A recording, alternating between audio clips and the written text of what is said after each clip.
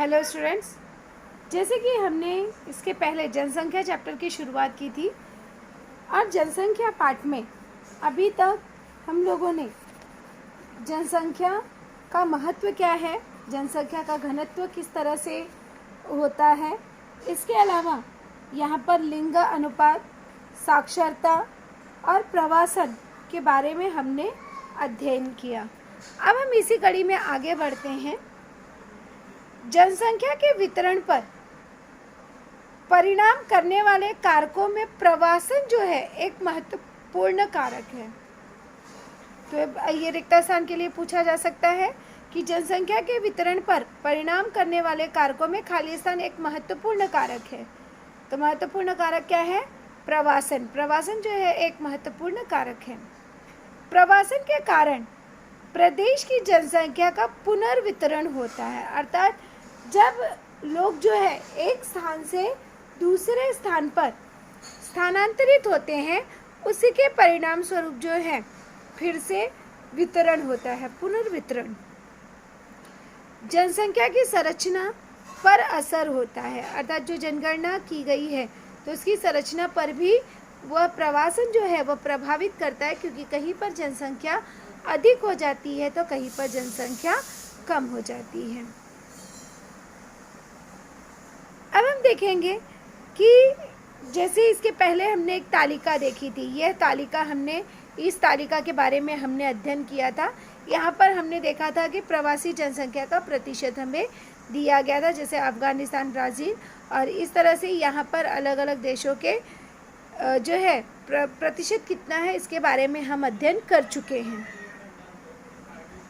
तो उपरोक्त तालिका में कुछ देशों में प्रवासी जनसंख्या का अनुपात दिया गया है, जिसमें हमने देखा जहां प्रवासी जनसंख्या का प्रतिशत अधिक है वह मुख्यतः रोजगार एवं व्यवसाय के अवसर, प्राकृतिक संसाधनों की उपलब्धता, आर्थिक विकास इत्यादि कारकों पर का परिणाम है। अर्थात कहीं पर भी अगर प्रवासन की संख्या अधिक है, अर्थात वहाँ पर प्रवासित होकर जो लोग आए हैं वो अधिक है, तो उसका प्रमुख कारण क्या है? उसका प्रमुख कारण है रोजगार एवं व्यवसाय के वहाँ पर अवसर उपलब्ध हैं, प्राकृतिक संसाधनों की उपलब्धता है, आर्थिक विकास है, जिसके कारण लोग जो हैं दूसरे स्थान को छोड़कर वहाँ पर प्रवासित हुए हैं। इसके विपरीत राजनीतिक एवं सामाजिक परिस्थितियाँ, आर्थिक पिछड़ापन इत्यादि कारणों से प्रवासित की संख्या कम होती है। अर्थात जो प्रवासित लोग हैं, जो प्रवासन करके आते हैं, दूसरे स्थान पर आते हैं, तो उनकी संख्या कम होती है। उसका प्रमुख कारण है राजनीतिक और सामाजिक परिस्थिति, उनका आर्थिक पिछड़ापन इत्यादि कारक जो है वह उनकी संख्या को कम करते हैं। भारत जैसे देश में प्रवासितों का प्रतिशत भले ही कम हो, किंतु जनसंख्या की तुलना में यह संख्या अधिक दिखाई देती है। अर्थात भारत में भी हम देखें तो प्रवासित होने वाले जो जनसंख्या है वह कम है, अर्थात दूसरी जगह पर जाने वाले लोगों की संख्या कम है भारत में। फिर भी अगर जनसंख्या के आंकड़े के अनुसार हम देखते हैं तो यह हमें अधिक स्वरूप में दिखाई देती है। अब इसके आगे हम देखेंगे जनसंख्या के बारे में कि जनसंख्या क्या है, उसका क्या अर्थ होता है। किसी भी देश के आर्थिक, सामाजिक एवं सांस्कृतिक विकास में जनसंख्या एक महत्वपूर्ण संसाधन है। तो यहाँ पे प्रश्न बनता है कि जनसंख्या एक महत्वपूर्ण संसाधन क्यों है? तो किसी भी देश की आर्थिक, सामाजिक और सांस्कृतिक विकास हेतु जनसंख्या एक महत्वपूर्ण संसाधन है। लोगों की संख्या की अपेक्षा उनकी गुणवत्ता महत्वपूर्ण है। ये ज़रूरी नहीं है कि लोग अधिक हों, लोगों की संख्या से ज़्यादा महत्वपूर्ण है कि लोगों में गुणवत्ता, अच्छी गुणवत्ता के लोग हों। इसके लिए ज़रूरी साक्षरता दर, जब साक्षरता दर अधिक होगा तो लोगों में उच्चतम गुण की विकास होंगे। लिंग अनुपात, आयु समूह के साथ स्वास्थ्य, शिक्षा का स्तर इत्यादि बिंदुओं का विचार जनसंख्या को संसाधन मानते समय किया जाता है। अर्थात अगर हम संसाधन कह रहे हैं तो जनसंख्या एक संसाधन के स्वरूप तब होती है जब वह शिक्षित है, वहाँ पर लिंग अनुपात बराबर है, आयु समूह के लोग जो हैं वह स्वस्थ हैं, चाहे बच्चे हो चाहे बूढ़े हो, शिक्षा का स्तर लोगों का अच्छा हो, जनसंख्या की गुणवत्ता के अनुसार कुशल एवं अकुशल मानव संसाधन की आपूर्ति होती है। अगर जनसंख्या की गुणवत्ता अच्छी है तो वहाँ पे कुशल संसाधन मिलेंगे, किंतु अगर वहाँ पर मानव संसाधन अर्थात जनसंख्या की गुणवत्ता अच्छी नहीं है तो वहाँ पे अकुशल मानव संसाधन होगा। तो इस तरह से जनसंख्या की गुणवत्ता पर जब हम देखते हैं तो उसके अनुसार ही हम कह सकते हैं कि यह कुशल मानव संसाधन है या अकुशल मानव संसाधन है। जैसे अब हम कैसे कहेंगे कि कुशल है कि अकुशल है? इसका अर्थ है कि जनसंख्या में वृद्धि हुई, पर क्या तुम उनके विकास के बारे में कुछ कह सकते हो? जनसंख्या तो अधिक हो गई, लेकिन खाली संख्या बढ़ गई, उनके विकास का क्या? उसके विकास के बारे में क्या हम कुछ कह सकते हैं? अर्थात यदि वहाँ बढ़ी हुई जनसंख्या को रहने के लिए घर न हो, पीने के लिए पानी न हो, तो इस वृद्धि से क्या तात्पर्य है? आप सोच सकते हो कि जनसंख्या तो बढ़ रही है, किंतु अगर जो लोग हैं उनके लिए हम जो संसाधन है, जो मौलिक आवश्यकता है, अगर उसकी पूर्ति नहीं की जा सकती है तो ऐसे जनसंख्या का क्या अर्थ हुआ? विकास को नापने का आधार क्या है? उस शहर में कितने लोगों को पीने के पानी उपलब्ध हैं, अथवा कितने बच्चे विद्यालय जाने लगे हैं, अथवा किस शहर के लोग अधिक प्रसन्न हैं? वृद्धि का अर्थ विकास नहीं, फिर विकास की गणना कैसे की जाए? ये सारे क्वेश्चन पर हमें चर्चा करनी होगी। कि ध्यान में रखिए, ये ज़रूरी नहीं है कि जनसंख्या अधिक हो गई तो इसका मतलब हमने विकास कर लिया, नहीं। तो हम विकास की परिभाषा कैसे परिभाषित करेंगे कि कब हमारा विकास हो रहा है? ध्यान में रखिए, जब गुणवत्तापूर्ण जनसंख्या होगी, जब लोग शिक्षित होंगे, जब लिंग अनुपात बराबर होगा, तब जाकर हम कह सकते हैं कि इस देश का विकास हुआ, यहाँ के लोग जो हैं वह विकसित हैं। काफी दशकों तक किसी देश का विकास केवल उस देश के राष्ट्रीय सकल उत्पाद से तय होता था। इट मीन्स राष्ट्रीय सकल उत्पाद अर्थात कोई देश जो है वह साल भर का उसका कितना इनकम होता है उसे कहा जाता है राष्ट्रीय सकल उत्पाद। तो उसके आधार पर जो है तय किया जाता था कि राष्ट्र देश विकसित है या नहीं, अर्थात जितनी बड़ी अर्थव्यवस्था उतना वह देश विकसित समझा जाता था।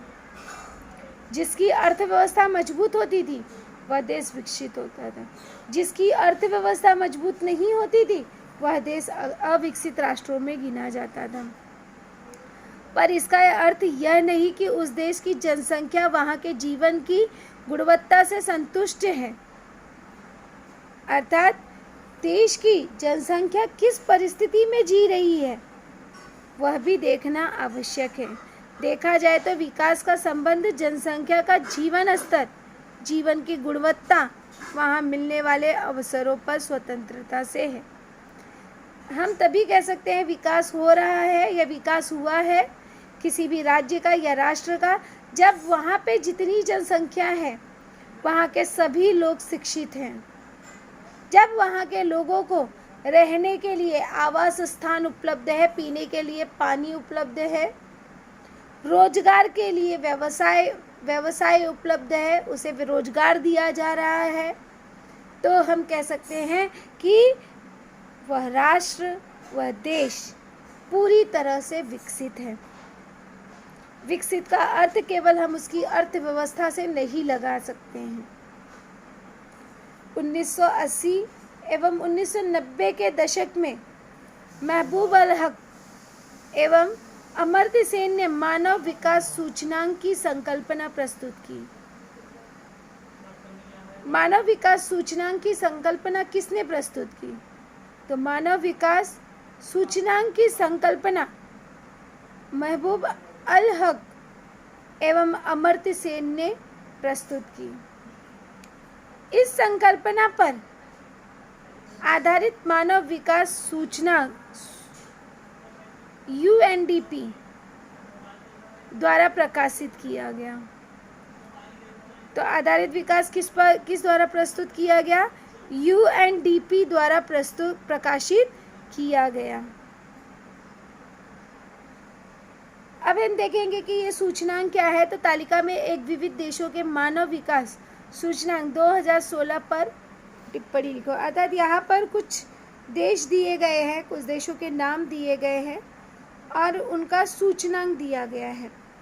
जैसे मानव विकास सूचकांक क्रमवारिता नंबर दिया गया, पहला देश है नॉर्वे, जहाँ पे मानव विकास सूचकांक प्राप्तांक अंक 0949, विकास का स्तर जो है अति उच्च, बहुत ही उच्च स्तर पर इसका विकास हुआ। इसके बाद दूसरे क्रमांक पे आता है ऑस्ट्रेलिया, यह भी अति उच्च इसका विकास का स्तर है। Switzerland, Germany, Denmark, United Kingdom, Japan, इन सभी देश जो हैं यह अति उच्च विकास स्तर के हैं, जहाँ पे मानव संसाधन पूरी तरह से उपलब्ध है। इसके बाद है यूनाइटेड, श्रीलंका, ब्राज़ील, चीन, दक्षिण Africa. It means Sri Lanka, Brazil और चीन ये सब उच्च में आते हैं, इससे थोड़े कम, किंतु यहाँ पर भी रोजगार और मानव संसाधन, मानव के लिए आवश्यक संसाधन उपलब्ध हैं। इसके बाद आता है दक्षिण अफ्रीका, भारत, भूटान, पाकिस्तान, ये सब मध्य में आते हैं। और सबसे निम्न में आता है अफगानिस्तान, नाइजर और केंद्रीय अफ्रीकी गणराज्य, ये सब एकदम निम्न स्तर में आते हैं। अब हम देखेंगे कि मानव विकास सूचकांक क्या है। जब मानव की स्थिति का अध्ययन अंतर्राष्ट्रीय आर्थिक विकास से किया जाता है तो मानव विकास सूचकांक माना जाता है। तो मानव विकास सूचकांक किसे कहते हैं या कब माना जाता है? जब मानव की स्थिति का अध्ययन अंतर्राष्ट्रीय आर्थिक विकास अर्थात इंटरनेशनल लेवल पर जब आर्थिक विकास से किया जाता है तो उसी को मानव विकास सूचकांक कहते हैं। केवल आर्थिक समृद्धि ही विकास नहीं होता। अब यह अब स्वीकार किया जा चुका है। यह विचार केवल व्यक्ति हेतु लागू नहीं है, तो पूरे देश अथवा पूरे देश के लिए भी है। प्रादेशिक विकास के मानदंडों में मानव विकास सूचकांक को संकेतन के रूप में समाविष्ट किया गया है। इस सूचकांक का निर्धारण करते समय 3 संकेतों पर विचार किया गया। इस पर मानव विकास सूचकांक को अंकित करने के लिए 3 प्रमुख क्षेत्रों पर अध्ययन किया गया। पहला आर्थिक संकेतन अर्थात औसत जीवन स्तर क्या है। स्वास्थ्य, औसत जीवन प्रत्याशा क्या है। मानव की उम्र क्या है, कब तक वह जीवित रहता है, उसे कहा जाता है जीवन प्रत्याशा। शिक्षा, उसकी शैक्षणिक कालावधि क्या है। तो इन तीनों पर विचार करके मानव विकास सूचकांक निर्धारित किया गया है। अब यहाँ पे एक प्रश्न बनता है कि मानव विकास सूचकांक किन 3 संकेतों पर आधारित है। तो मानव विकास सूचकांक आर्थिक संकेतन, स्वास्थ्य, शिक्षा पर आधारित है। मानव विकास सूचकांक का मूल्य 0 से 1 के बीच होता है। अर्थात यहाँ पे जैसे हमने देखा 0 आप देख रहे हैं यहाँ पे 0 से शुरू हुआ है, तो ध्यान में रखिए यहाँ पर सूचकांक जो होता है वह हमेशा 0 से 1 के बीच होता है। अति विकसित देशों का सूचकांक 1 के करीब रहता है, जैसे नॉर्वे का है 0.949, राइट। अब यहाँ पे 1 के वो काफ़ी करीब है। और प्रगति का स्तर जैसे कम होगा वैसे वैसे ये सूचकांक कम होता जाता है। जैसे जैसे उसकी प्रगति कम होती है किसी भी देश की, उसका सूचकांक भी कम होता जाता है। तो किसी प्रदेश में यदि विकास बहुत ही कम होगा तो उसका सूचकांक 0 के पास होगा। ध्यान में रखना है, अगर बहुत कम है उसका सूचकांक तो वह 0 के आसपास ही दिखाई देता है। तो इसे हम कहते हैं मानव विकास सूचकांक।